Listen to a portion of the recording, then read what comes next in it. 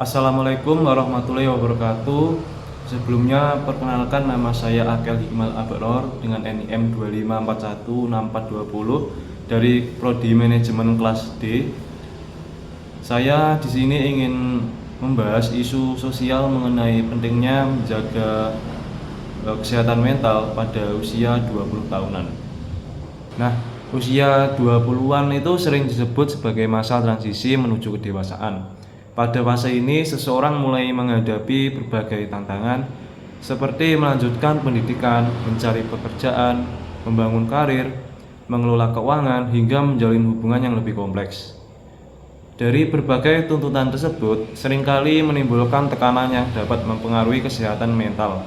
Oleh karena itu, menjaga kesehatan mental bukanlah hal yang dapat dianggap remeh, melainkan sebuah kebutuhan agar kita mampu menjalani kehidupan yang lebih baik. Jadi, apa itu kesehatan mental?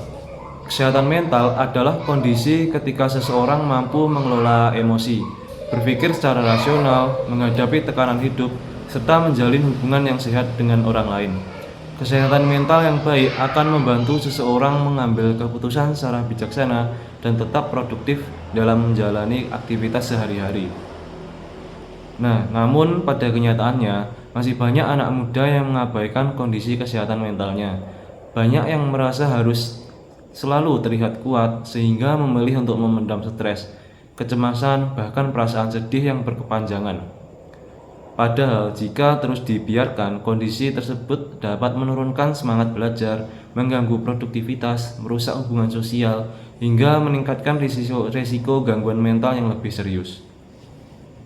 Pada usia dewasa awal atau pada umur 18 sampai 25 tahun dianggap memiliki risiko yang besar untuk terkena gangguan kesehatan mental. Karena pada usia ini terjadi tahap peralihan dari masa remaja yang bergantung pada orang tua menuju ke masa dewasa yang mulai hidup mandiri. Maka, masa ini dianggap penuh dengan ketidakstabilan. Menurut Arnett, Skauskin, dan Sugimura, dewasa awal belum memiliki struktur kehidupan yang stabil, sering bergonta-ganti pekerjaan maupun kehidupan percintaan adalah salah satu penyebabnya sebelum akhirnya seseorang dewasa awal membuat keputusan komitmen jangka panjang atas kehidupannya. Tindakan untuk mengakhiri hidup sendiri merupakan fenomena sebagai salah satu akibat dari masalah kesehatan mental yang tidak teratasi dengan baik. Akhir-akhir ini diberitakan oleh media massa, fenomena tersebut dilakukan oleh mahasiswa yang mana berada tahap perkembangan usia dewasa awal. Hal ini pun menjadi perbincangan di masyarakat. Dilansir dari situs Kemendikbud.go.id yang menyatakan bahwa kini gangguan mental kerap terjadi pada kelompok usia 18 hingga 25 tahun.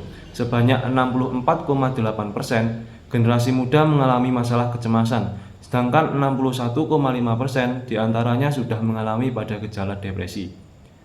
Berdasarkan pandangan psikologi, hal tersebut dipicu oleh kondisi psikis seseorang yang disebabkan oleh berbagai persoalan, misalnya kondisi ekonomi, faktor biologis, perubahan hormon, pengalaman traumatis, percintaan, pertemanan, keluarga, maupun tekanan hidup.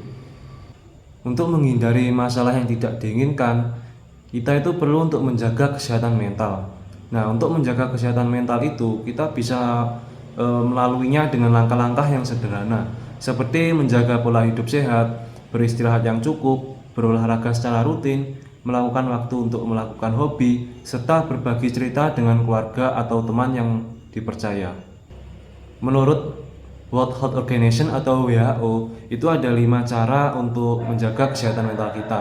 Yang pertama itu ada grounding, atau kita memiliki pengelolaan emosi yang baik. Melatih pengelolaan emosi memudahkan kita dalam menghadapi suatu persoalan, baik personal maupun interpersonal. Persoalan pun bisa terselesaikan karena kestabilan emosi kita terjaga.